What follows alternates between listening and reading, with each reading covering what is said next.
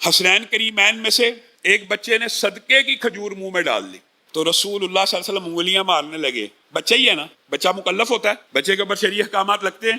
بات سمجھ نہیں آئی. ہم سنتے ہیں واقعات, لیکن تربیت ہو رہی ہے, اس کے منہ سے انگلی ڈال کر کھجور نکال لی کہ آل محمد کے اوپر صدقہ حرام ہے, بچے کے منہ سے نکال رہے ہیں. اور میں اور آپ اپنے بچوں کے منہ میں رزق حرام دے رہے ہیں, اور ہم چاہتے ہیں یہ ہمارے لیے نیک اعمال کریں, ہمارے لیے صدقہ جاریہ بن جائیں. حرام مال سے حضرت عمر کہتے ہیں حرام ہمارے دور میں نا سمجھانے کے لیے, ایک مال کے اگر 10 حصے ہوتے تھے نا, 10 حصے, تو ایک حصہ حرام کا اور 9 حصے حلال کمائی کے ہوتے تھے, تو ہم ان 10 کے 10 کو حرام سمجھتے تھے. 9 حصے حلال کمائی کے ہوتے تھے, ایک حصہ حرام کا, تو ہم ان 10 کے 10 حصوں کو حرام سمجھا کرتے تھے. یہ بڑی سنجیدگی کے معاملات ہیں. اور رزق حرام کے حوالے سے یہ کوئی ایک بات نہیں ہے, پوری صورتیں حضرت شعیب کے واقعے میں آ جائیں.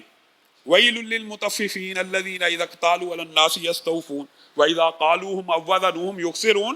لوگوں سے لیتے ہو تو پورا لیتے ہو, بلکہ بڑھا کے لیتے ہو کہ 2 گرہ زیادہ دے دو کپڑا, اور جب بیچنے کے لیے آتے ہو تو 2 گرہ کم بیچتے ہو.